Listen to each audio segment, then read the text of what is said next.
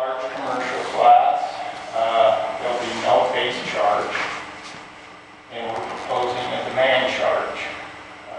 That demand charge will be for any large commercial that exceeds 250 kW. And that will also be a two-tiered energy structure that is descending. So, any questions before I go Jason, on? do you know approximately how many customers would be considered small to medium commercial versus large?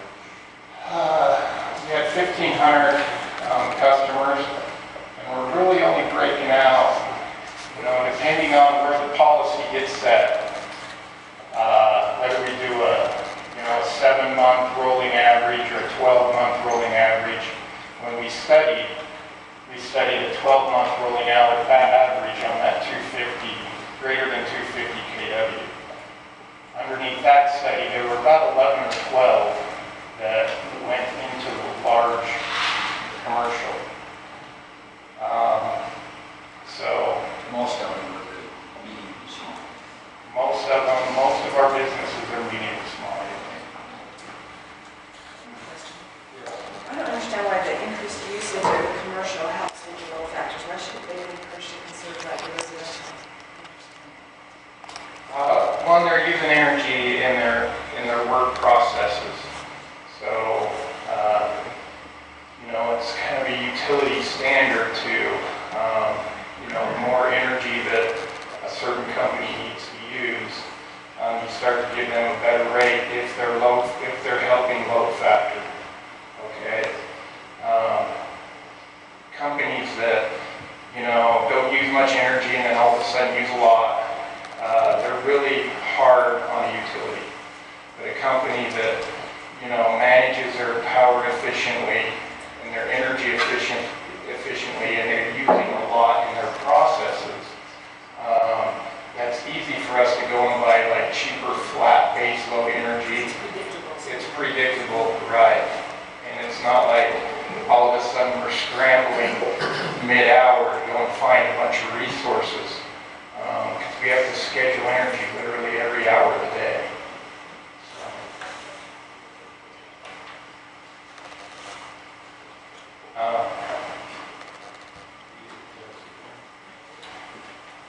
This is just a snapshot, kind of a look of demand. This graph, the orange, red, maroonish portion of this graph is the class of customers. So let's say this is the large group of customers, okay, the large commercial class of customers. And they're cruising along, yet there's one customer, that's the blue line. So that's the blue portion of the graph. That is just what I talked about. One of those customers that doesn't use very much energy, but then all of a sudden uses a whole bunch for just a couple hours. And then doesn't use much. That customer is driving up the demand for that whole customer class. Okay? Now, the other customers look like they're doing a pretty good job. They are getting a little bit of a peak, but you've got one customer that's really driving it. Yet that customer will pay. He'll pay because, he's paying for what his demand actually is. And the rest of the customers that are keeping their energy use pretty flat and their load factor good are going to reap the rewards of just a lower per kilowatt hour worth of energy. So, any questions there? I know I'm going into this. Jason, do we have any studies that would change the inverted rate of the residential to the other way? Is that just from the past, or do we have any current studies on it? When we moved in 2011, I think around 2009, we took our residentials to that inverted rate. I remember paying for this, so yeah, that's why I changed my light bulbs. And say, our residentials currently are driving the utilities load factor, okay? And Well, you know, to a certain extent. Obviously, it's that one business, one meeting. no, on the inverted rate structure, it's just our residentials. Our commercials are still on a decreasing rate plan, even today. Our commercial customers are, meaning their energy gets cheaper the more they use. Yeah, and we are getting some pushback on that just from people within the community, that they're saying, look, just have everybody be the same, right? You know, don't need the different loads or the different ideas, and so I'm just wondering, what do you say when people If offer that? what I'm going out buying is not the same. So on the wholesale side, we're not buying the same. So on the residential side,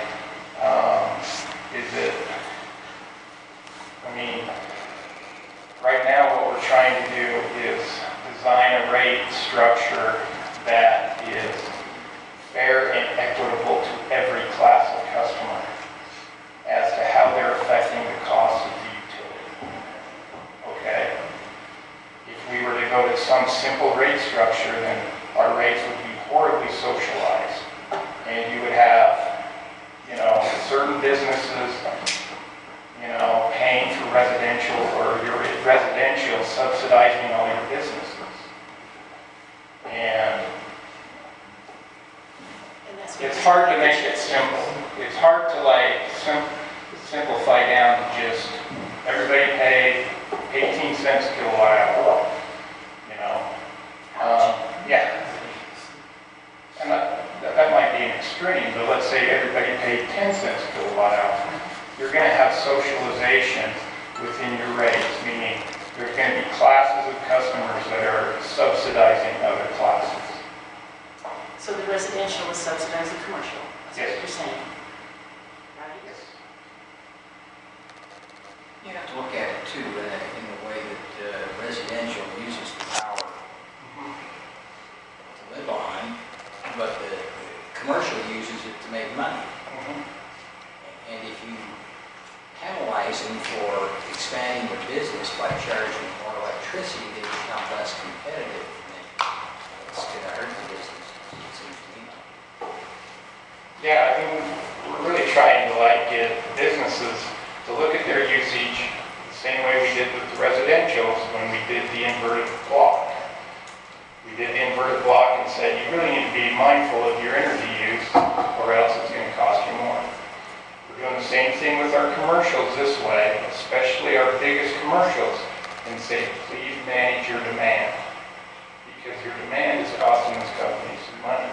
You said the rates go down in increases, so how is it? The kilowatt hours go down, but the demand cost will be an extreme penalty for them if they don't manage it. Manage it like throughout the day, like you want it to do it evenly throughout the Yeah. hours rather than. Yeah. As best they can. And there's equipment, there's things, there's business practices that people do. We're in this moment, we're trying to get our rates to an industry standard here. Anybody else that you go out and look at is going to have this demand structure in place.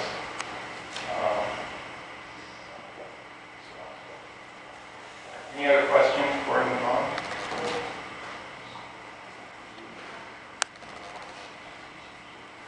So, moving on, here's our existing versus proposed.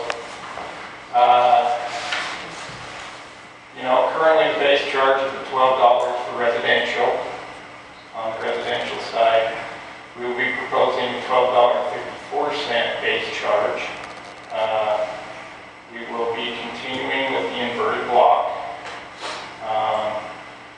And the first 1,000 kW will go from 7.5 cents a kilowatt hour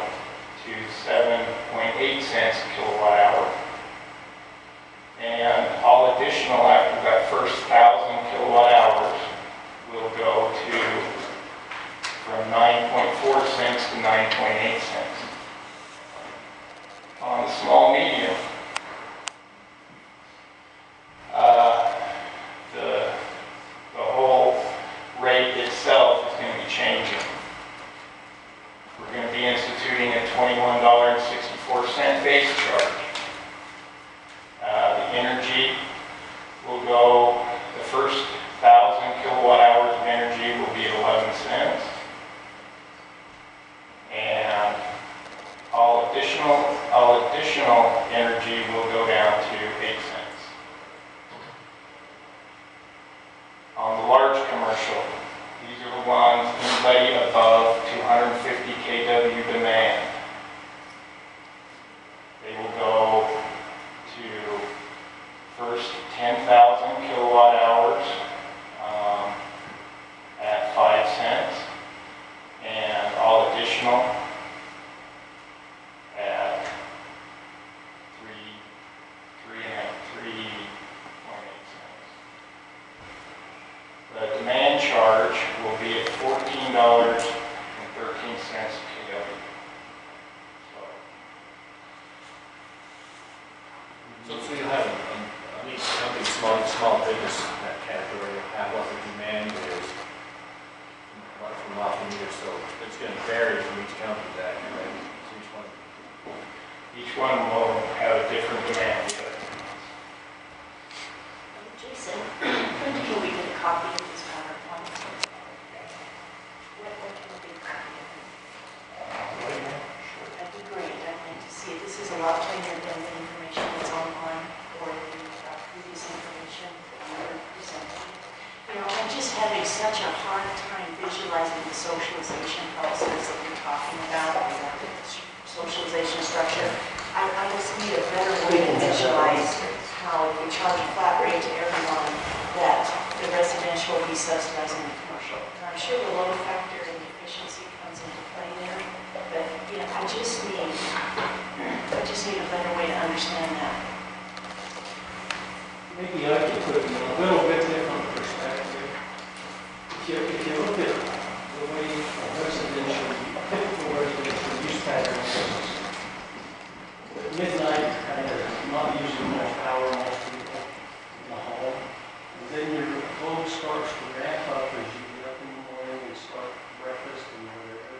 And then you see it taper off a little bit. And then around noontime it starts to build again and it builds up. And that's what we call the high load hour period of the day. From just about noon up to about 8 o'clock in the evening. Then it seems like, depending on daylight savings time, then it starts to taper off around 8 to 10. And then it starts to do the cycle all over. If you look at that, during that high load hour period, I even market for power, I'm probably paying twice what it costs me the low load hour period of my power. So every kilowatt that a customer saves during that high load hour period, the high use customer saves us from buying power, which over even what we're getting paid back for through our rates. So it all averages out to a rate of return. Like at 10 o'clock at night in July, I'll be buying power for $100 a kilowatt and selling it for what you've seen here is somewhere between 7 and 9 cents. Or 10 cents is what it costs me and I'm selling it for 79 cents. So by encouraging conservation through that, we're actually saving the company money. And in saving the company money on that, that enables us then to manage rates a lot better than having to use rates that recognize that profile. So it really helps us to control costs for power and the rates the customers are paying. The commercial customers, on the other hand, if you think back about that slide where the orange starts across, if we take out the large customer group that causes the spike, then they become more similar in load characteristics. And yeah, there's a little hump in there. But then that enables us to structure a rate that does not meet a demand, so we factor out the fixed charges. It costs us, for residential, $12.54 just to have a service connection on your home, regardless of whether you use any power or not. For small commercial, the cost of service analysis indicates that it costs us $21+ to have it connected on the building, whether or not any energy is used. So by paying those fixed charges for the small commercial and the residential, we're avoiding subsidies that otherwise would be incurred by different uses within the class of different customers. For the large commercial that's causing the spike, we don't need a fixed charge because we'll roll that cost for the system expenses into the demand charge. And then we just charge them an energy charge. Why we have defining blocks for small commercial and for large commercial instead of inverted blocks like residential is easier. They're filling in our low profile. If you look at an irrigation pipe that's this big around, okay, and I want to fill my swimming pool, okay, so I do it one or two ways. I could use a pipe maybe this big around over a few days, or I could use a pipe this big around over an hour. Right now, our system has to have this big a pipe, even though there's only a trickle going through it. And so we have to pay the fixed charges and capital expense to maintain that, so we can serve the peak load on the system at the time that the customers demand the power to use it. If we can fill that gap and sell energy without increasing demand, then that revenue stream comes in and offsets the need for future revenues. So that makes it must be challenging, because I can imagine if, say, hypothetically, everyone tomorrow realized 20% savings in conservation of power, that would significantly affect your revenue source, wouldn't it? Absolutely. But as It one affects hand our is, revenue source, it also affects the cost we're paying for power. So that's what you have to balance. so while you want them to conserve, you only want to a certain point.